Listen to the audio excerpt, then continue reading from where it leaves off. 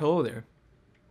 So recently I picked up this gem of an article from Campus Reform which says Cal State University Feminist vandalizes private property because of free speech. Boy, do I want to kill myself. Kill yourself. It'll only take a minute and you'll be happy. Trigger warning. This video violates all forms of safe spaces. Leftists, run immediately. You're fucking fight me! So a lot of you will already figure out why this is problematic. But let's just go over the story and make our decisions at the end, shall we?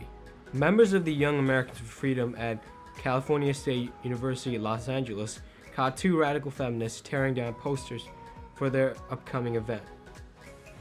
Peaceful feminists right there. Hashtag not all feminists. The chapter, which garnered national attention for a February event featuring Ben Shapiro, was promoting an upcoming lecture by conservative scholar Christina Hoff Sommers entitled Where Feminists Went Wrong When the Incident Occurred. As you all can see from that paragraph, this college is accustomed to this type of behavior of where protesters consider themselves to be freedom fighters essentially, but they're fighting for the goodness and social justice. But let's go on. They told me that they were offensive and it's their freedom of speech to take down the flyers. Now you'll get to see the exact lines when I show you the videos a few minutes down the line. Because the event is next Tuesday, we spent the whole week putting out flyers. The chairman of CSU LA Young Americans Freedom took Campus Reform. Today our members Kevin Amador placed flyers and caught two feminists tearing them down. Amador told Campus Reform that the club flyers are torn down almost every time they host an event, so when they checked on them Tuesday morning, they were surprised to see them still there.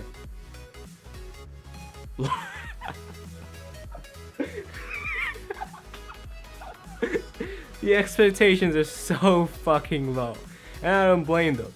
If I was next to such radical feminists, I would put up like on a million flyers and then expect them to tear down every single one because of how stupid they are.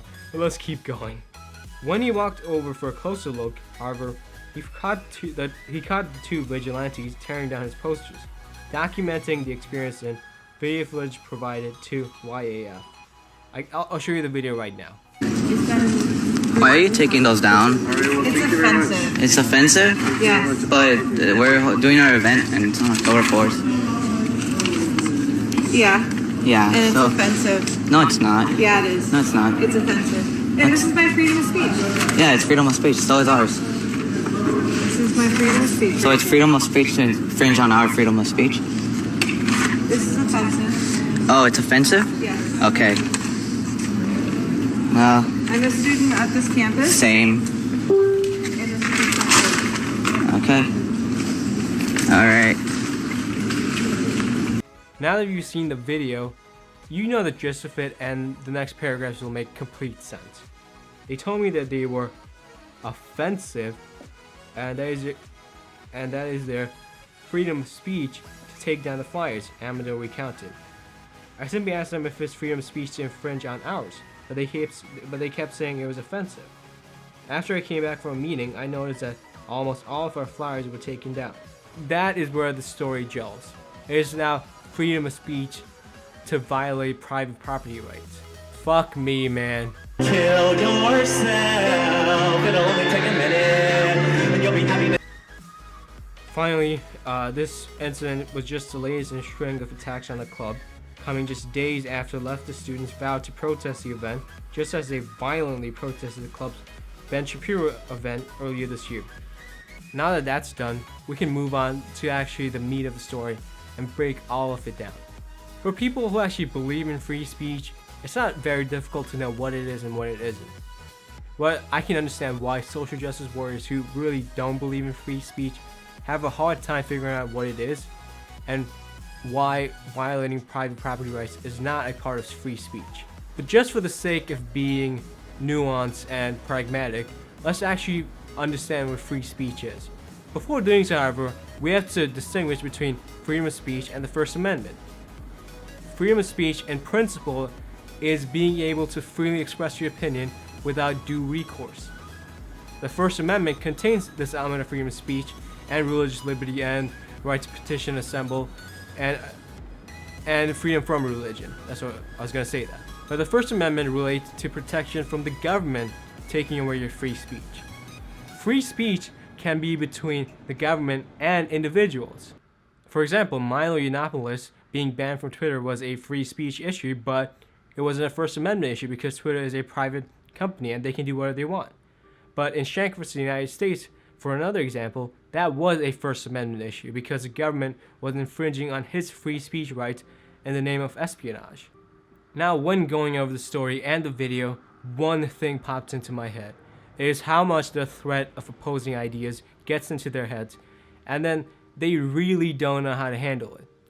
So, in the mind of these, or this radical feminist, because there was only one person who was saying it's offensive, she was thinking, oh, Christina Hoff Sommers is a woman who actually thinks for herself and doesn't believe in this victimhood.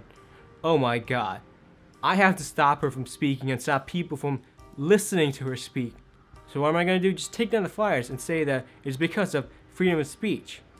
And so it goes along with the previous point that they don't know what free speech is because they don't really believe in it, but also that opposing ideas are what kills social justice warriors.